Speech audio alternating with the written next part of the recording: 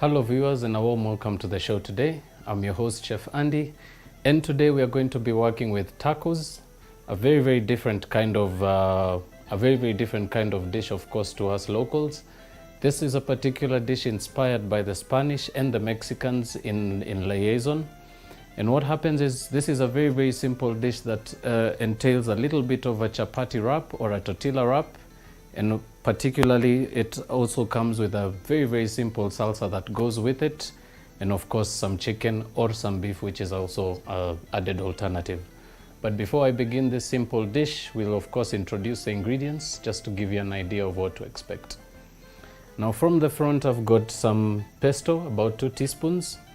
I've also got about a teaspoon of oregano and a teaspoon of some lemon juice. I'm also going to be using 1 regular size red onion.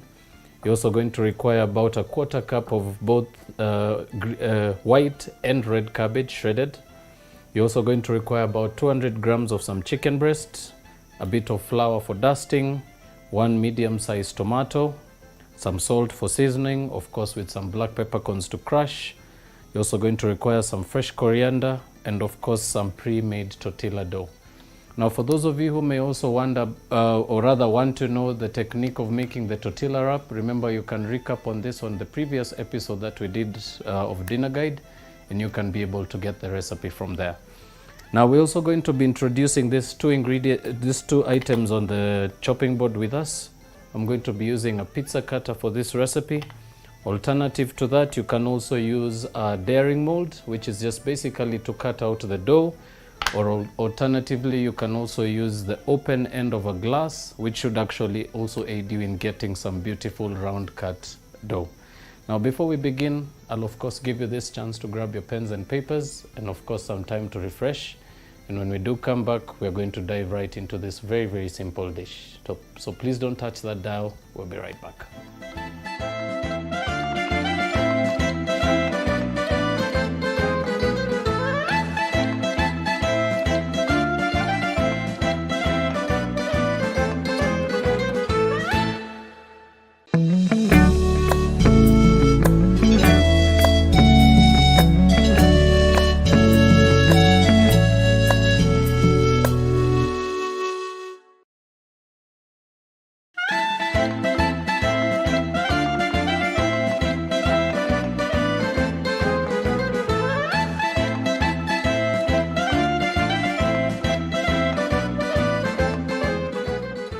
Welcome back viewers. For those of you who missed out on the introduction, we're going to be making tacos. Now that may actually be a very foreign term for some of you that may not know it, but I'm sure at the end of the plating process you'll actually be able to be convinced that it is actually doable from home. Now to begin our process, we're going to be frying up our chicken. So do make a point of heating up your pan or your frying pan of any of your choice in good time. Of course, presume to add a bit of some cooking oil. And now all you need to do at this stage is proceed to cube your chicken. So we'll start very simply by slicing that into 1/2-inch strips. Once that's done, proceed to slice those into a 1/4-inch cube size. And proceed to do so right up until you get to the very end of the first piece of your chicken.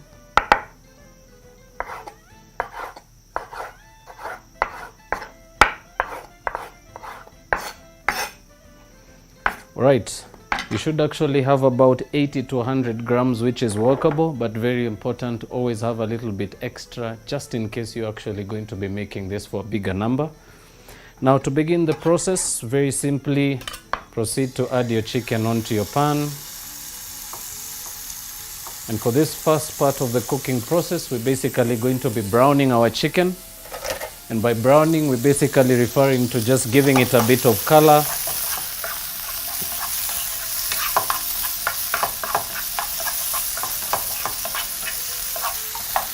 And you can proceed to do so at high heat. Of course, that will of course save you time.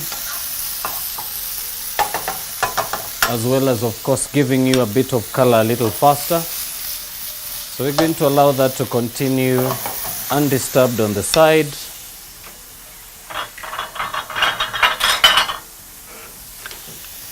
And while that continues, we'll of course proceed to prepare our Pico De Gallo.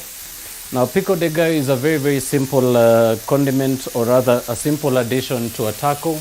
And it's just basically a tomato and onion salsa. So very, very simply, begin the process by peeling a red onion.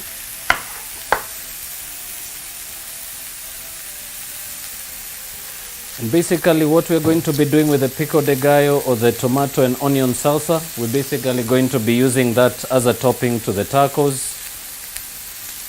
And you can of course alternate with fish or even beef or pork, depending on your preference.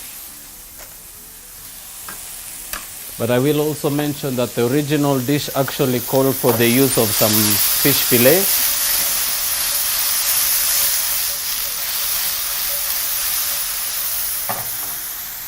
Right, while our chicken continues to cook, we're going to proceed to chop our onion very, very finely. So be sure to slice from the top very, very close slits. Of course, making sure to get the smallest size possible. And you can now proceed to chop that finely.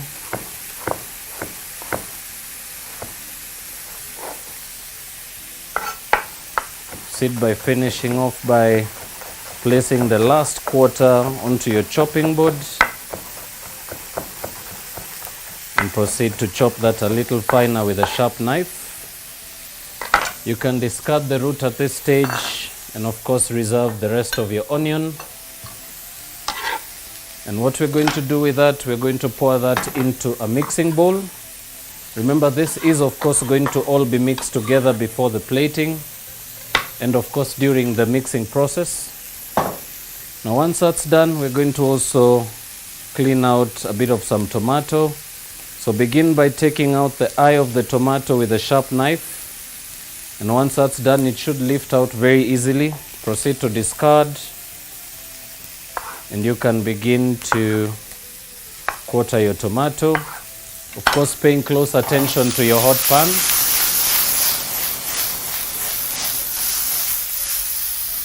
All right, now the color is now just about coming through as we presided. Proceed to season that with some salt. Crush in also some black peppercorns. Toss that once more in the pan.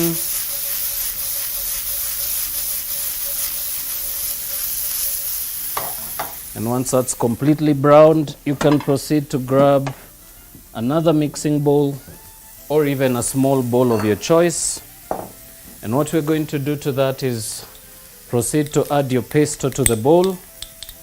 Now I'm using red bell pepper pesto, and pesto is a very, very simple mixture. It actually works two ways. It can actually act as a dip and as well as a spread. So this is basically a particular sauce or even a condiment that pretty much needs for you to actually mix in a few ingredients such as some vegetables and of course some seasoning, some oil, salt and pepper.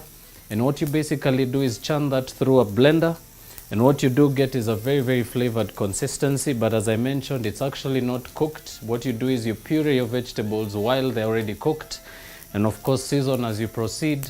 And you can also be able to get different varieties of this at your retail regular stores. So you can also be able to find different varieties of that either in green, red or even a yellow coloring, of course depending on what ingredients went into it. Now once your chicken's browned and perfectly cooked, you can proceed to add that to the bowl with the pesto.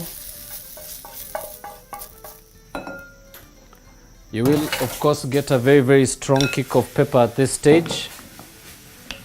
And all we are going to do to that is mix that through.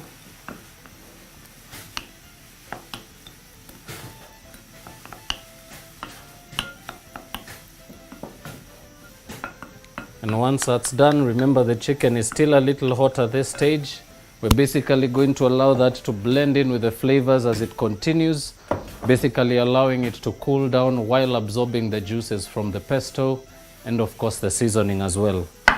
But as we proceed, we're gonna bring your attention back to the chopping board, where I'm going to begin to deseed my tomatoes.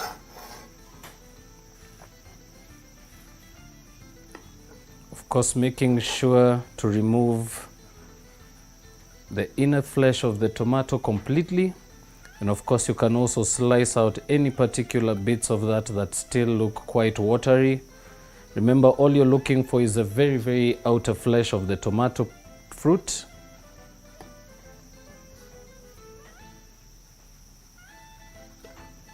Right, once that's done, we're going to proceed to begin to julienne those.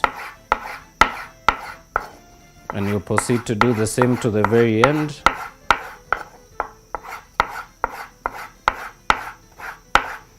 Of course, being very vigilant not to slice your fingertip off.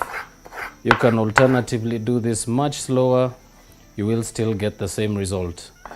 Right, once those are julienned, we'll proceed to cube them into very, very small sizes. Of course, looking at the size of the onion, you should actually try and match the same size tomato to onion, just to be able to get a beautiful visual appearance.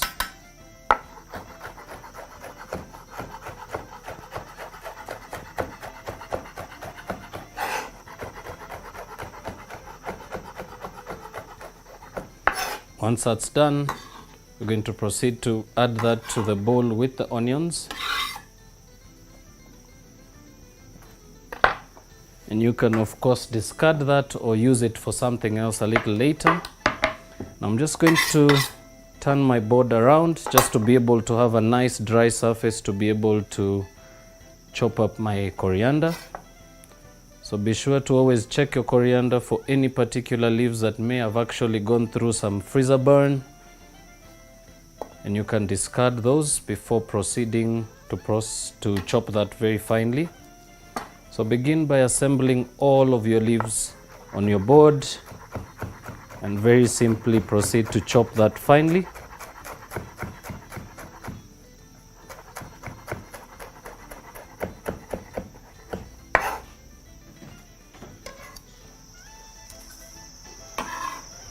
Once that is done, proceed to add that to your bowl as well. Very, very simple process, I bet. Next up, just to finish that off, a bit of some salt to season. You can also crush in some black peppercorns. And of course, last but not least, add your lemon juice. And just to give it a nice, beautiful, refreshing aroma as well, I'm also going to add a small pinch of some oregano. This is particularly not included in the original recipe, but I find that it's actually a very, very good addition. And oregano, for those of you who may be new to the term, it's basically a dried herb. You can be able to also find those in your retail regular stores. Just going to make sure, of course, that your onions and your tomatoes do correspond. So if you do actually find some pieces that are not particularly chopped to the same size, you can of course remove them and just proceed to chop those a little finer on your board before returning them to the mixture. Now we're going to mix that through.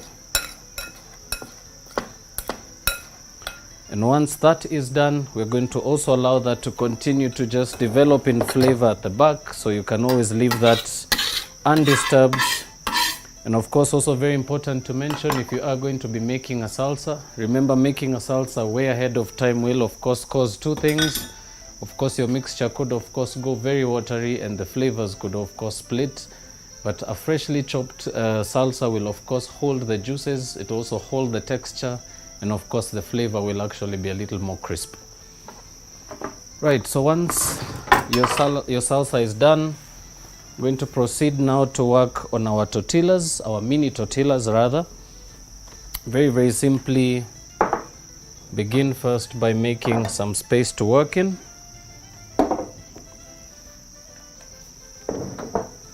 And now this was pretty much done just before the show began, but of course if you did miss out, you remember you can always recap on this and many episodes that you missed out on through our YouTube page, that's BrandPlus TV Kenya, and you will actually be able to see the very, very simple technique of making tortilla wraps. To begin the very simple process, grab a rolling pin, and very, very importantly, always make sure to dust your working surface. And you can pretty much grab about half your dough mixture at this stage. Now this was about 500 grams worth of flour rather. Now I'm going to reconstitute that on the countertop before proceeding. And it's very, very simple. All you need to do is move your dough onto your working surface. Begin by massaging the dough very, very gently. Remember, this particular technique covers two particular tasks, which is basically to allow you to remove any air from the dough, and second of all, it also allows for you to get a nice, more even texture to work with. Once that's done, proceed to dust your surface once more, and of course dust your hands to make sure that your dough does not stick to your fingertips. Be sure to also dust some on your rolling pin. It will of course make it also very, very easy for you to work with your rolling pin. And you can begin to roll out your dough, of course turning it over a few times as you proceed will of course aid for more even dusting and rolling.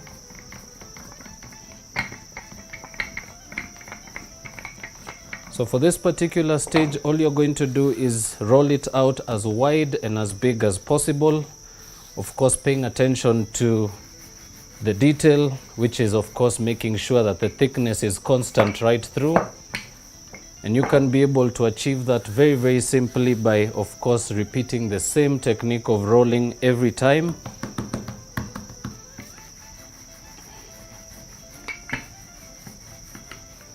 Now proceed to roll out your dough at this stage. And as I mentioned, this particular process is basically to stretch out your dough. And it is also very important to make sure you have quite a bit of flour at this stage. Remember, the flour is what basically gives your dough the texture. And it's actually very, very handy as well to make sure that your dough does not actually shrink through the process. Right, so I'm just going to keep rolling that out.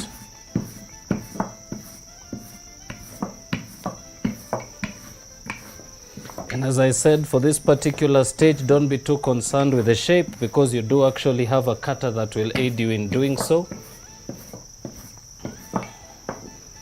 Proceed to turn that over once more, making sure to dust the bottom. And of course, dust over the top once more. Proceed to roll that out, making sure to have an almost similar consistency as a pancake.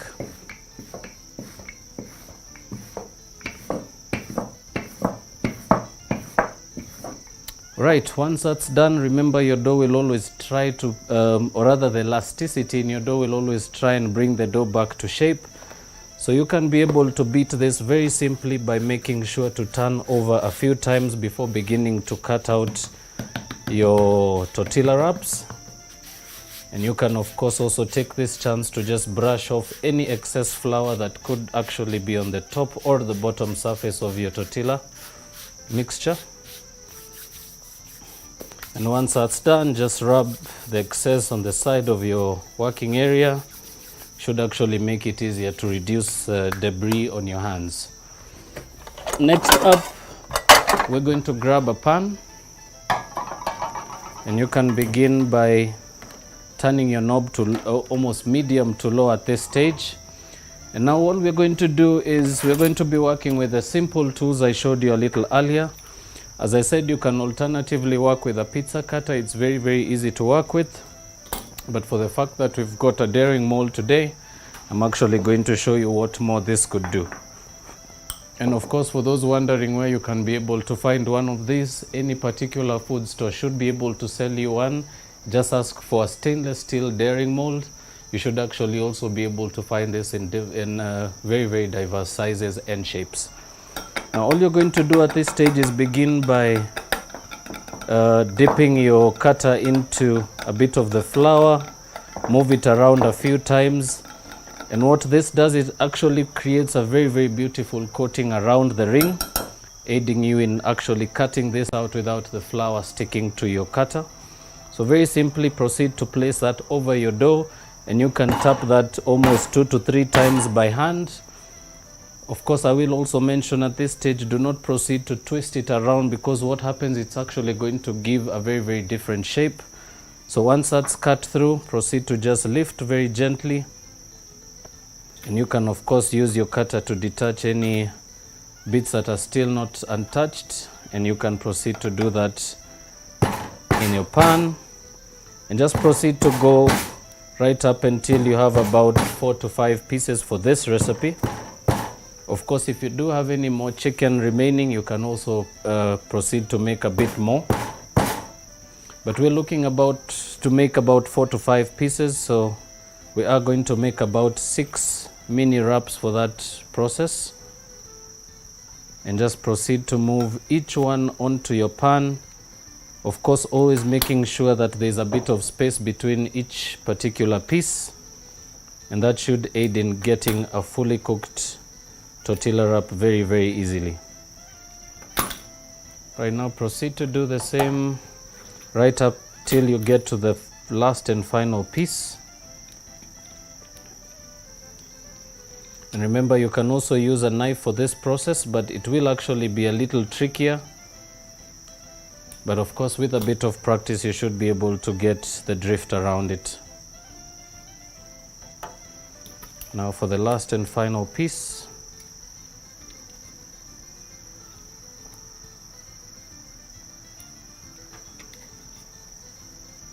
Simple as that.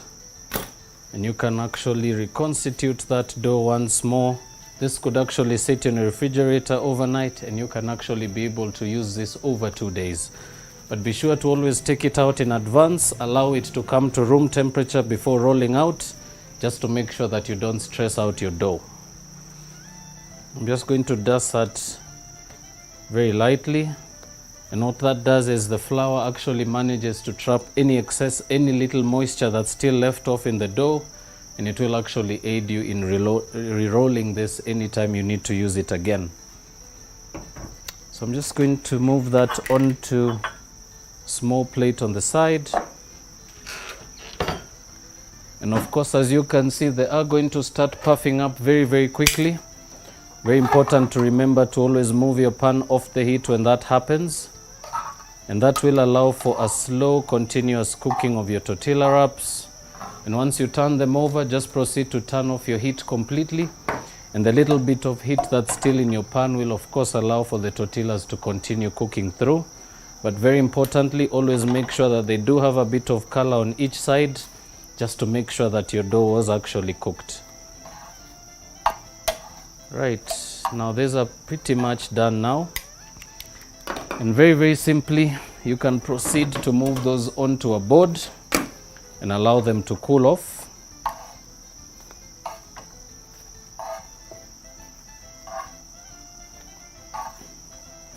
Simple as that. Now once that is done, we're of course going to take a very short break, and that will allow us to clean up our station. But when we do come back, I will of course take you through the last and final process, which is the plating of this very simple dish. And I'm also going to share some very, very simple tips and tricks behind getting the perfect taco. So please don't touch that dial. We'll see you in a little bit.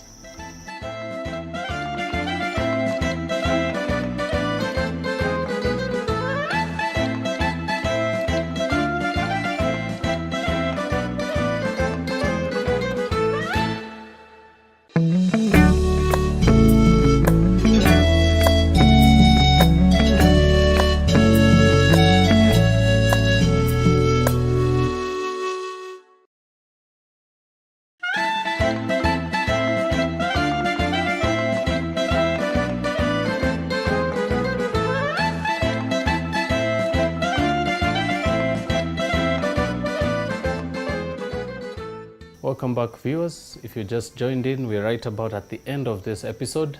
But remember, you can always recap if you missed out through our repeats, or as well through our YouTube page, that's BrandPlus TV Kenya. Through that, you can be able to see this and many other episodes that you may have missed out through this season. Now, to begin the process, very, very simply, we're going to begin by arranging our mini tortillas on a plate. So I'm just going to spread those out. So we're going to go with about 5 pieces. Very, very simple technique of plating as well. And if you're of course looking at impressing some or a bit of your guests with the same thing, then definitely plating will be something that you'll have to look quite keen into. Now, to begin the process, I'm going to very simply begin by just placing a bit of the cabbage right over each piece. So be sure to be very, very lean with this, and of course it always also helps if you can chop very, very finely. You can also use a mandolin, which will aid you in chopping or shredding your cabbage much finer than I did. But of course, if you're also good at using your knife, you can proceed to do so.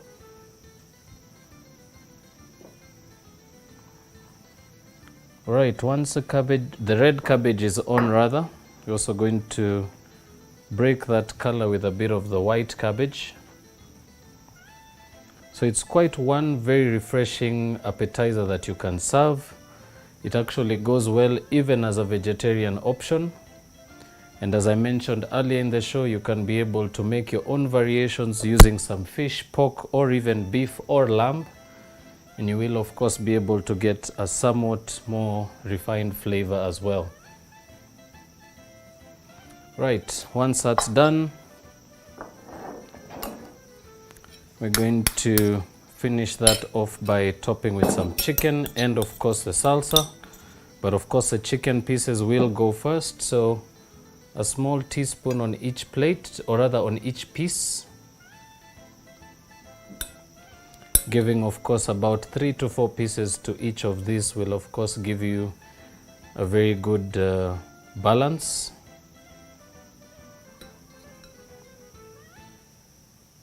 So proceed to top each one as you did for the first, and go right up till the end before adding any extra pieces to any of the mini tortillas, because you could actually run short in the span of plating. And now you can pretty much add the little bits that are remaining on each piece. Of course, always making sure to give quite a bit of topping. Remember, this is of course going on a bread base, so you of course don't really want to serve this and of course taste only bread. So be sure to add a nice sizable portion of meat to each. Simple as that. And once that is done, we're going to proceed to add our tomato and onion salsa with the coriander. But be sure to always give that a mix before you proceed to plate. It's very, very simple technique of mixing. Tilt your bowl to the side and you should actually be able to scoop up that juice as you mix, and that should actually aid you in dressing your salsa a little more faster. And all you're going to do to those is place about one leveled tablespoon on each one. And as I'd mentioned earlier, remember, if you are looking at a good alternative of serving appetizers or starters to your guests or your family, this will of course be a very, very good one. And remember, you can always use some leftover chapati as well. Just be sure to make sure it's not completely dry or stiff. Otherwise, you'll probably get a very, very different flavor from what you are looking for. Right, so once those are done, we're going to finish very, very simply by garnishing with a bit of some fresh coriander. So I'm just going to break a leaf from the stems and place just one piece on each.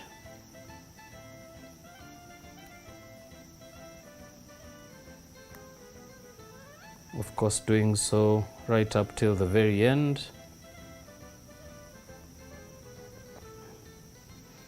And that, ladies and gentlemen, brings us to the last and final part of the show. And as I mentioned, this will of course give a very, very good substitute, especially if you're looking at ideas to spice up your dinner this evening or any other evening in the future. And of course, as I mentioned a little earlier, a lot of the ingredients that particularly go on the original taco have not been used on this recipe, but you can of course do a bit of research and a bit of homework, and you should actually be able to find some beautiful variations for this. For instance, I of course did not use any avocado for this, which of course would have called for some avocado in the salsa, which is also a good alternative to go by. You can of course also change the meat option from chicken to meat, or also fish or even shrimp, and that is also going to be a very, very good alternative. You can also alternatively serve a little bit of lemon slices or lemon wedges with this, if you're of course looking for a more refined citrusy flavor. But of course, for serving with the chicken, this will particularly do just fine. So I will bid you farewell at this point in time, reminding you that you can always air your questions, queries, or any particular suggestions through our Facebook page. That's BrandPlus TV Kenya.